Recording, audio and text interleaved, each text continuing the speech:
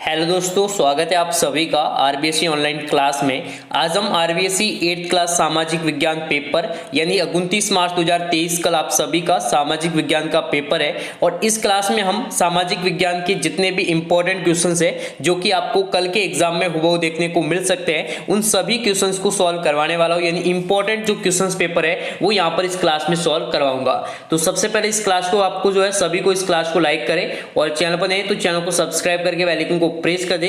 और अभी तक आपने हमारा टेलीग्राम चैनल ज्वाइन नहीं किया है तो आपको लिंक डिस्क्रिप्शन में मिल जाएंगी, हमारे टेलीग्राम चैनल को जरूर ज्वाइन करें। तो यहाँ पर हम 8th क्लास का सामाजिक विज्ञान का संपूर्ण पेपर हल करवाने वाले हैं। काफी महत्वपूर्ण सामाजिक विज्ञान का पेपर रहने वाला है। तो सबसे पहले यहाँ पर आप देख सकते हैं, आप सभी के सामने क्वेश्चन है, जनसंख्या की दृष्टि से विश्व का सबसे दूसरा जो बड़ा देश है वो कौन सा है। तो यहाँ पर सबसे पहले हम बात करेंगे। तो यहाँ पर सबसे पहला जो यहाँ पर जो देश है विश्व का जनसंख्या की दृष्टि से 2011 की जनगणना के अनुसार दोस्तों, तो वो तो है दोस्तों चीन।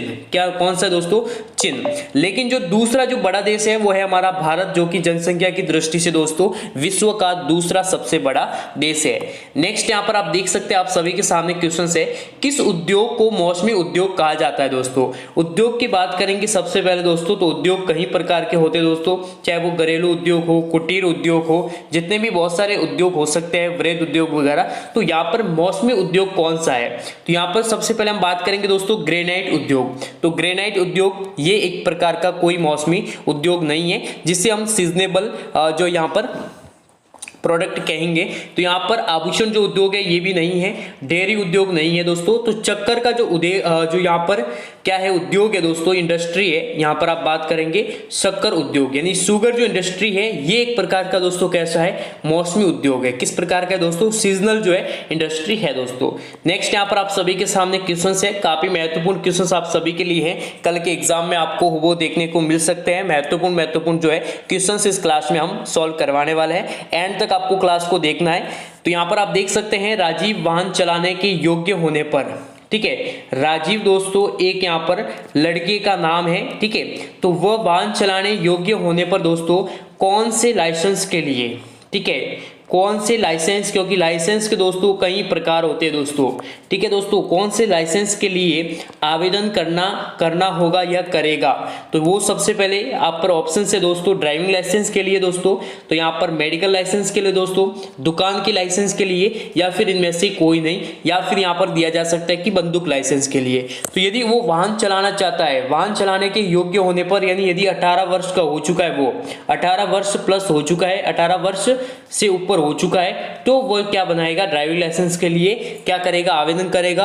और यहाँ पर यदि आ जाता है कि उसे एक क्या खोलना है दोस्तों, मेडिकल खोलना है, तो वो कौन से जो यहाँ पर आवेदन करेगा दोस्तों मेडिकल लाइसेंस के लिए। और दुकान है तो दुकान लाइसेंस के लिए दोस्तों इस प्रकार से यहाँ पर हो जाएगा। नेक्स्ट यहाँ पर आप देख सकते हैं, आप सभी के सामने क्वेश्चन है, गोविंद गुरु द्वारा राजस्थान में संप सभा की जो स्थापना है दोस्तों, उसका उद्देश्य दोस्तों क्या था, पर्पज दोस्तों क्या था संप सभा स्थापना का दोस्तों।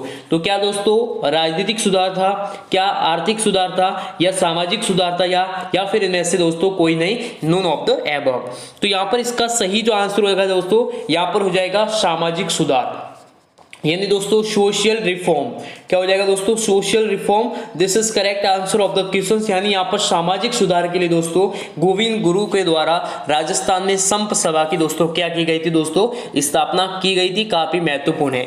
नेक्स्ट यहाँ पर आप सभी के सामने क्वेश्चन है, काफी महत्वपूर्ण ये क्लास रहने वाली है आप सभी के लिए। अभी तक आपने इस क्लास को लाइक नहीं किया है तो सबसे पहले इस क्लास को लाइक कर दीजिए, चैनल पर नए चैनल को सब्सक्राइब करके बेल आइकन को प्रेस कर दीजिए और आपको शेयर करना है इस क्लास को ज्यादा से ज्यादा अपने सभी फ्रेंड्स के साथ। तो यहाँ पर आप देख सकते हैं, भारतीय संविधान सभा का दोस्तों जो गठन है वो कौन से सन में हुआ था। तो हम सबसे पहले हम बात करेंगे संविधान सभा की।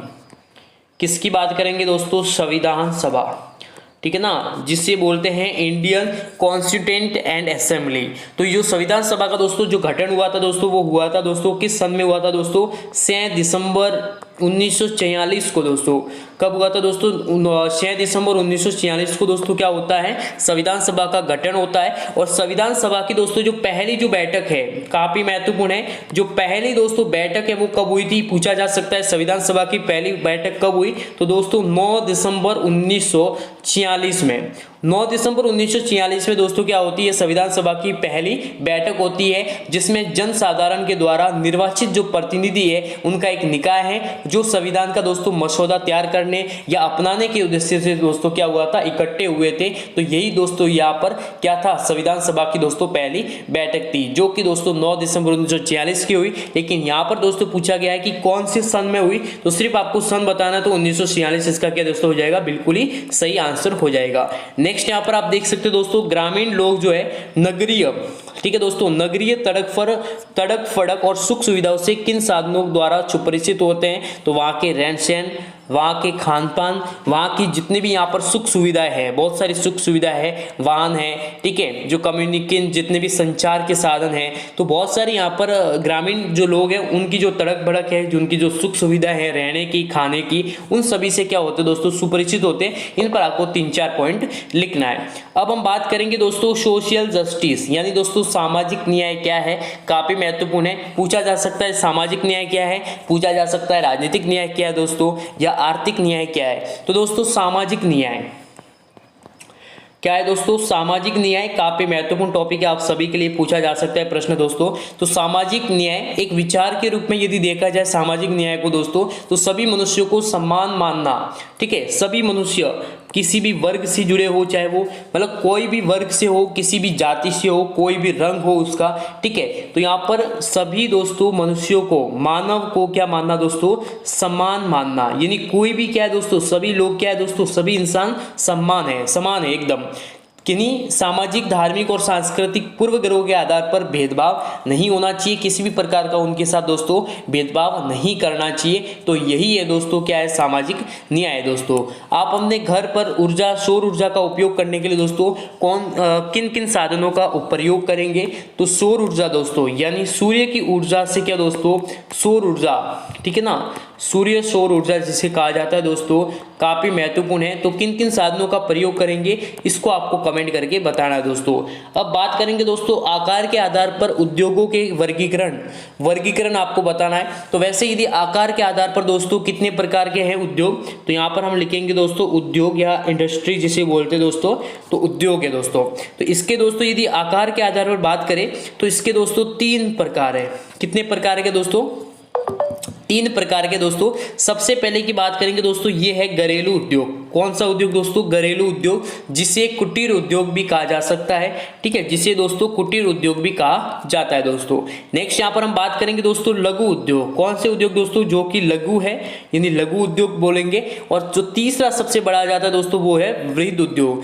कैसे, कौन से उद्योग दोस्तों, वृहद उद्योग। अब हम तीनों को एक्सप्लेन करेंगे दोस्तों। तो यहाँ पर कुटीर जो घरेलू उद्योग है या कुटीर उद्योग है दोस्तों, ये वे उद्योग है दोस्तों जो छोटे पैमाने पर, ठीक है, कैसे किया जाता है दोस्तों, छोटे पैमाने पर जो उद्योग जो किए जा रहे हैं, छोटे पैमाने पर किए जाने वाले जितने भी उद्योग है जो घरों में किए जाते हैं, बीड़ी बनाना है दोस्तों, यहाँ पर बहुत सारे यहाँ पर हो जाएंगे। ये जो यहाँ पर जो पेड़ पौधे होते हैं उनसे जो कुछ सामग्री बनती है वो बनाना, बहुत सारे कुटीर उद्योग है दोस्तों। फिर हम बात करेंगे दोस्तों लघु उद्योग यानी छोटे छोटे कारखाने बनाकर दोस्तों जो किए जाते उद्योग है वो दोस्तों लघु उद्योग। लेकिन जो सबसे जो बड़े उद्योग होते हैं वो दोस्तों वृहद उद्योग होते हैं। ये अधिक पूंजी लगाकर, यानी बहुत अच्छा कैपिटल लगाकर, बहुत अधिक पूंजी लगाकर दोस्तों इन उद्योग को बनाया जाता है और इसमें उद्योग किया जाता है। उदाहरण के लिए दोस्तों ग्रेनाइट का उद्योग है दोस्तों, वो एक वृहद उद्योग है। कैसा उद्योग है दोस्तों, वृहद उद्योग है जो ग्रेनाइट का उद्योग है दोस्तों। तो इस प्रकार से मैंने अच्छी तरह से आपको एक्सप्लेन कर लिया है। काफी महत्वपूर्ण प्रश्न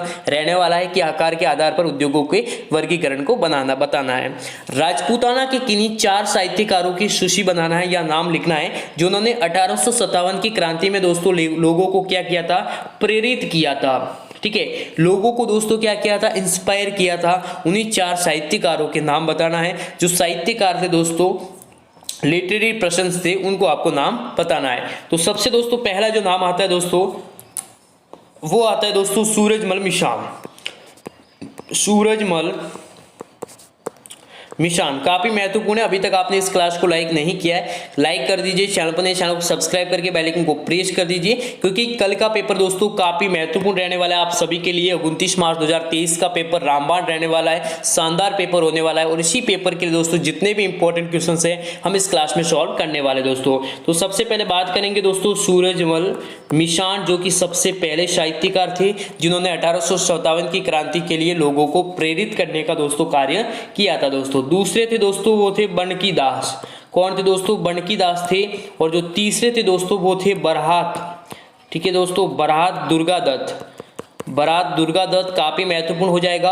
और जो चौथे थे दोस्तों वो थे अशिया बुज्जी, ठीक है दोस्तों, अशिया बुज्जी, ये दोस्तों हो जाएगा। तो ये जो चार थे दोस्तों वो साहित्यकार थे, वो राजपूताना के साहित्यकार थे दोस्तों, जिन्होंने 1857 की क्रांति में दोस्तों लोगों को प्रेरित करने का कार्य किया था। तो काफी महत्वपूर्ण हो जाएगा। दिए गए पदों में संघीय कार्यपालिका, कैसी कार्यपालिका दोस्तों? संघीय कार्यपालिका, याद रखना दोस्तों, संघीय कार्यपालिका, this is most important questions, ठीक है। तो यहाँ पर आप देख सकते हैं सही पदों को सुनना है। तो यहाँ पर सही पद की बात करें जो संघीय कार्यपालिका में दोस्तों सम्मिलित है, तो सबसे पहले हम बात करेंगे दोस्तों राष्ट्रपति की, उसके बाद बात करेंगे दोस्तों प्रधानमंत्री। ये दोनों दोस्तों क्या है? संघीय कार्यपालिका में सम्मिलित है। लोक अदालत दोस्तों किस प्रकार से दूसरी अदालतों से बेहतर होती है, इसको आपको एक्सप्लेन करना है, काफी महत्वपूर्ण क्वेश्चन है। दूसरी सुरक्षा पंक्ति के रूप में सेना के दो प्रमुख दोस्तों कार्य वो आप बताइए। कृषि उत्पादन में दोस्तों वर्दी के लिए आप क्या क्या करेंगे, ठीक है। तो अच्छी जो है उर्वरता के लिए आप क्या क्या करेंगे, या अच्छी उत्पादन के लिए आप क्या क्या करेंगे, आपको योजना बनानी है। स्वतंत्रता के अधिकार के तहत दोस्तों भारतीय नागरिकों को संविधान द्वारा प्रदान की गई जो स्वतंत्रता है उसको आपको समझाना है।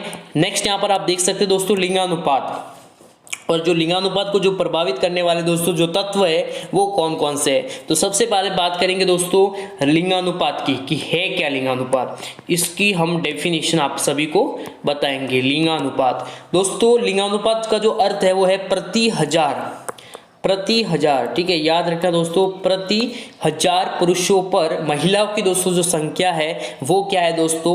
लिंगानुपात है। यानी 1000 पुरुषों में महिलाओं की जो संख्या बताता है 1:1 दोस्तों, यानी 1000 जो पुरुष होंगे तो उसमें जो महिलाओं की जितनी भी संख्या होगी तो उसी को दोस्तों क्या बोलते हैं दोस्तों? रेशियो बोलते हैं, यानी सेक्स रेशियो, जो कि लिंगानुपात कहलाता है। नेक्स्ट यहाँ पर आप देख सकते हैं भारत को लोकतांत्रिक गणतंत्र देश कहा जाता है, उसका कारण स्पष्ट करना है। बंगाल जो विभाजन है दोस्तों, पार्टीशन ऑफ बंगाल एंड उसका राष्ट्रीय जो आंदोलन है उसका क्या प्रभाव पड़ा। राजस्थान की भौतिक संरचनाओं के नाम लिखते हुए उसकी संक्षिप्त आपको विशेषताएं बतानी है। तो काफी महत्वपूर्ण रहेगा ये सभी प्रश्न। नेक्स्ट यहाँ पर आप देख सकते हैं मुगल साम्राज्य के कमजोर होने से क्षेत्रीय कला का जो विकास तेजी से हुआ, कैसे हुआ, समझाना है। बड़े क्वेश्चंस को अच्छे से करना है, ठीक है। मानचित्र यहाँ पर आप देख सकते हैं जयपुर, जोधपुर, चित्तौड़गढ़, अजमेर है, इसको आपको मानचित्र में नामांकित करते हुए आपको बताना है। तो ये था पूरा का पूरा कल का 29 मार्च 2023 के लिए काफी महत्वपूर्ण प्रश्न। आगे भी आपको क्लास मिलेगी, तो इस वीडियो को लाइक कर दीजिए, चैनल को सब्सक्राइब करके बेल आइकन को प्रेस कर दीजिए।